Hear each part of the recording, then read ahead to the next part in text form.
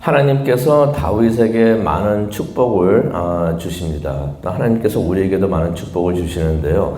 가장 큰 축복은 무엇인가? 가만히 생각을 해보면은 하나님께서 우리와 함께 하시는 것이 그것이 가장 큰 축복이 되는 줄로 믿습니다. 솔직히 그래서 천국이 천국인 것이죠. 천국이 다른 의미에서 천국이 아니라 천국에 가게 되면 우리가 하나님과 가까이 할 수가 있으니까, 하나님을 볼 수가 있으니까, 영원히 하나님과 함께 하는 시간을 가질 수가 있기 때문에 그래서 천국이 되는 줄로 믿습니다. 근데 하나님께서 어떤 축복을 또 다윗에게 주셨냐면은 좋은 사람들을 다윗에게 보내주셨어요. 그래서 좋은 사람들이 다윗과 함께 하는 그러한 은혜도 주셨는데, 오늘 이야기는 어떤 이야기가 되냐면은 다윗과 함께 한 사람들의 이야기가 되겠습니다. 그 내용을 한번 보도록 하겠는데요. 다윗이 이제 왕이 돼가지고 나라를 다스리면서 한 가지 원칙을 세운 것 같습니다. 그 원칙이 무엇인가? 친절과 호의를 베풀자. 친절과 은총을 다른 사람들에게 베풀자 한 그러한 원칙을 세운 것 같습니다.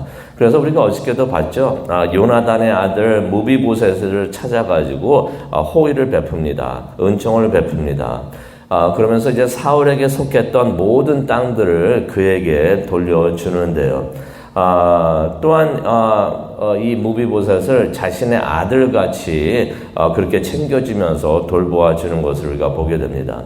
또 외교적으로도 다윗이 호의를 베푸는데요. 대표적인 예가 바로 암몬 사람들이 되는 것입니다. 암몬 왕이 죽고 이제 그의 아들 한온이 이제 왕위에 올랐는데 2절에 보니까요. 그의 아버지의 호의를, 그 전에 아버지가 다윗에게 호의를 베풀었던 것을 기억을 하고서 그 호의를 갚고자 조객을 보냅니다. 조객을 보내면서 조문하게 하는 것을 우리가 2절을 통해서 봅니다. 근데 2절을 보게 되면은 은총을 베푼다라는 말이 나오는데요. 그 은총을 베푼다는 말은 언약을 맺다라는 의미도 있습니다. 그러니 다윗이 한온에게 호의를 베풀어 가지고 은총을 베푼다는 것은 어떤 의미도 우리가 있다고 생각을 할 수가 있는 게, 서로 잘 지내자, 우리 언약을 맺어 가지고 서로 잘 지내자 하는 그런 조약을 맺기를 원했던 것을 우리가 볼 수도 있습니다. 그런데 다윗의 그런 마음이 이제 틀어지게 되는 것을 우리가 보게 되는데요. 한온이 조언을 듣는데 잘못된 조언을 듣습니다. 이게 큰 실수가 되죠. 그의 관리들이 이제 한온을 찾아와가지고 말을 하는데 3절을 보니까 이런 말을 합니다. 다윗이 이렇게 사신을 보내가지고 조문을 오게 하고 그러는데 이게 호의를 베풀려고 그러는 줄 아십니까? 당신 잘못 생각을 했습니다. 아마 그 아들 한온이 이제 왕이 되고 그러니까 이제 경험도 적은 것 같고 그러니까 아마 당신 경험이 없어서 그러는데, 관리들이 그렇게 말을 한 것 같아요. 경험이 없어서 그러는데 그게 아니라 우리를 정탐하고 성을 엿보고 있다가 우리를 함락시키려고 이렇게 사신을 보낸 겁니다. 라고 그렇게 말을 합니다. 그랬더니 한온이 귀가 솔깃합니다. 그래가지고 그 조언을 받아들여가지고 어떤 일을 하는가? 다윗이 보낸 사신들을 잡아들입니다. 그래가지고 잡아들인 다음에 4절을 한번 보시면요. 무슨 일을 하냐면요. 그들의 수염을 깎습니다. 근데 깎는데 다 깎아버리는 것이 아니라 수염의 반을 깎아버리는 것이에요. 그래서 한번 생각을 해보세요. 당시 그 유대 사람들은 어땠냐면 수염을 깎지를 않았어요. 한국도 옛날에 수염 깎지 않았잖아요. 양반들이나 그런 사람들은 수염을 길게 하면서 수염을 깎지 않았는데, 왜냐하면 그 수염 깎는 것이 부모에 대한 잘못도 되고 그래가지고 이게 체면도 되기 때문에 수염을 깎지 않고 수염을 길렀는데, 유대 사람들도 그랬던 것이에요. 그래서 그 사람들이 수염을 길렀는데 그 길게 있던 수염의 반을 자르고 반을 남겨 두었다는 것입니다. 그러니 이게 얼마나 치욕적인 것이 되겠습니까? 근데 그뿐만이 아닙니다. 4절을 또 보니까 어떤 일을 했냐면은 옷을 이렇게 입고 있었는데 긴 옷을 당시에는 사람들이 입고 있었죠. 긴 옷을 입고 있었는데 옷을 엉덩이 부분을 그것을 잘라냈던 것이에요. 그러니까 딱 있는데 엉덩이가 다 보일 수 있도록 그렇게 했다라는 말이 4절에 나옵니다. 그렇게 해가지고 사신들을 돌려보낸 것이에요. 얼마나 치욕적인 일이 되는가. 다윗이 이것을 국가적인 망신, 국가적인 모욕으로 받아들입니다. 그러면서 이게 개인적인 일로도, 개인적인 치욕으로도 받아들이는데요. 근데 5절을 보니까 이 사신들이 너무나 부끄러운 거예요. 창피한 거예요. 수염이 반쪽이나 잘려가지고 옷은 그렇게 했다 그러면 옷은 갈아입으면 되는데 그 수염은 어떻게 합니까? 이 상태로 집으로 돌아간다고 생각을 하면 얼마나 창피한지 너무 부끄러워했다라는 말이 5절에 나옵니다. 그러니까 그것을 보고서 다윗이 생각을 하면서 너무 이렇게 부끄러우니 여리고에 그냥 남아있어. 예루살렘에 돌아오지 말고 여리고에 남아있어가지고 수염이 자랄 때까지 기다려라 라고서 그 배려를 해주는 것을 보게 됩니다. 그러면서 다윗이 이 일을 전쟁 선포로 받아들이는 거죠. 이거는 그 사신들에게만 모욕을 준 것이 아니라 다윗에게도 모욕을 준 것이고, 왜냐면 그 사람들이 다윗을 대표해서 갔으니까, 다윗을 대신해서 갔으니까, 또 이스라엘을 대표해서 갔기 때문에 이것은 국가적인 망신이 되고 치욕이 되고 또한 다윗에게 대한 도전이 된다라고 생각을 해가지고 전쟁 선포로 받아들입니다.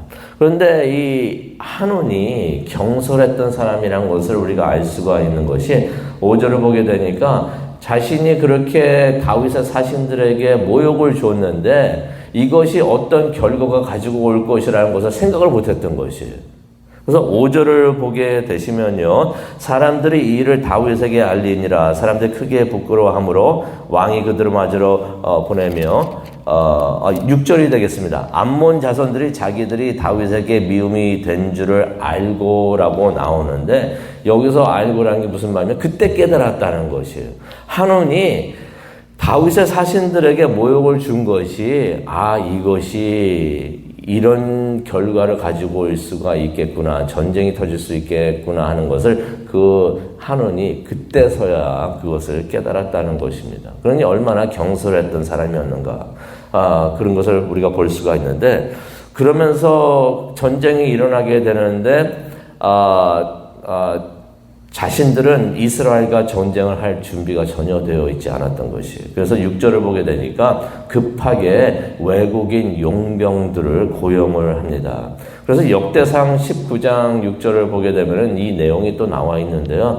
용병을 구하려고, 외국인 용병을 고용을 하려고 돈을 급하게 쓰는데 얼마나 쓰게 되는가. 은 34,000kg을 사용을 해가지고 줘가지고 외국의 용병을 고용을 했다라는 말씀이 나옵니다.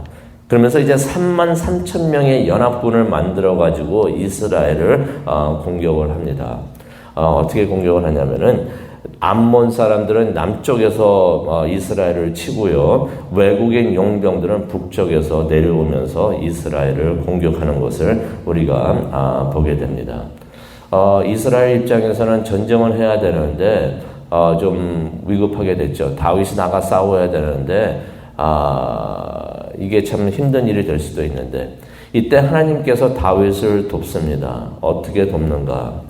좋은 사람들, 좋은 훌륭한 장수들을 다윗에게 보내주셔가지고 다윗이 혼자 싸우는 것이 아니라 이러한 훌륭한 장수들과 함께 하는 것을 우리가 보게 되는데요. 누가 다윗에게 있었는가? 그때 다윗에게는 요압과 그의 동생 아비새가 있었다라는 말씀이 나옵니다.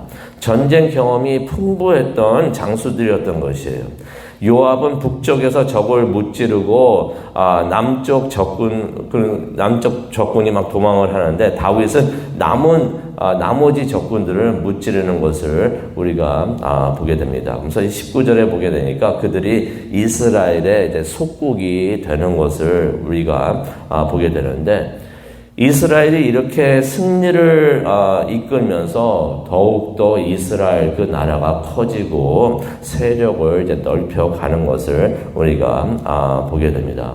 그러면서 이제 다윗은 이스라엘에서 가장 훌륭했던 왕으로 군림을 하게 됩니다. 그러면서 역사상 가장 풍요로운 시대를 다윗 때 이끌게 되는데요. 그래서 다윗 왕 때 태평성대를 이끄는 그러한 일을 다윗이 하게 됩니다.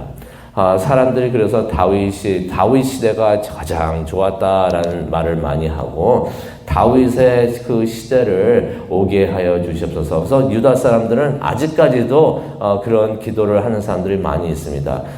다윗과 같은 지도자를 우리에게 보내주시고 다윗과 같은 그 풍요로웠고 평화스러웠던 그 시대를 우리에게 보내주시옵소서라고서 아직까지도 하나님께서 다윗과 같은 사람 보내주신다고 그랬는데 그거는 예수 그리스도가 되는데 예수님을 안 믿으니까 아직까지도 다윗과 같은 사람을 보내주시옵소서라고 말을 하는데 그만큼 다윗의 때가 풍요롭고 평화스러운 시대가 되었던 것이에요.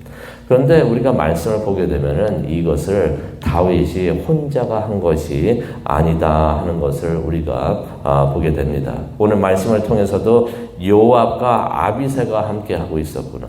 요압과 아비새가 다윗의 도우미가 됐었고요. 다윗의 동역자들이 되었던 것입니다. 오늘 이 말씀을 보면서 기도하는 시간을 갖기를 원하는데요. 오늘 이 말씀이 우리에게도 좋은 교훈이 되기를 원합니다. 우리가 하나님의 일을 하고 교회를 섬기고 사역을 하고 들어있는데 이 하나님의 일과 교회 일은 혼자 할 수 있는 것이 절대로 아닌 것입니다. 다윗이 훌륭했지만은 다윗 혼자 한 게 아니었어요. 그 주위에는 많은 도우미들이 있었고 동역자들이 있었는데 그것을 우리가 깨달으면서 내가 혼자 할 수 있다라고 생각 우리가 절대로 하지 않았으면 좋겠습니다.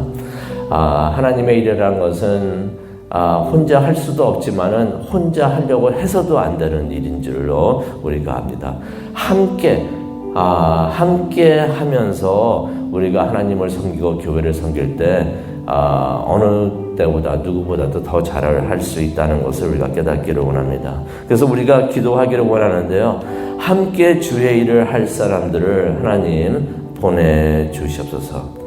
하나님께서 우리에게 한 마음으로 함께 하면서 하나님을 위해서 일할 수 있는 일꾼들을 우리에게 보내주시옵소서. 함께 일을 하며 하나님을 섬기게 해 주시옵소서라고 기도하는 이 아침이 되기를 원합니다.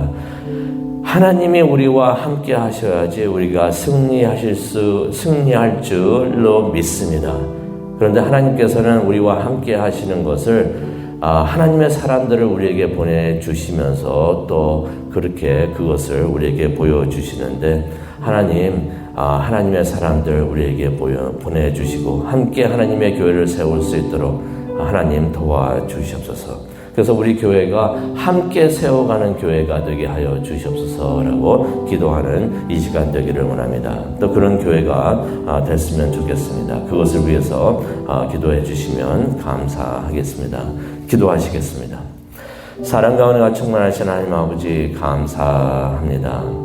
오늘 다윗 이야기를 보면서 사무엘하 10장의 내용을 보면서 하나님을 섬기는데 이것은 혼자 할 수도 없고 혼자 해서도 안 되는 것을 깨닫게 해주시니 정말로 감사합니다. 다윗에게 많은 동역자를 하나님께서 보내주셨듯이 우리 교회에도 일꾼들을 보내주시옵소서. 그래서 우리가 함께 하나가 되어서 하나님을 섬기고 열심히 최선을 다할 수 있는 우리 모두가 될 수 있도록 하나님 도와주시옵소서. 그것을 위해서 기도하기를 원합니다. 이 시간 함께 하여 주시고 인도하여 주시옵소서. 감사합니다. 예수님의 이름으로 기도합니다. 아멘.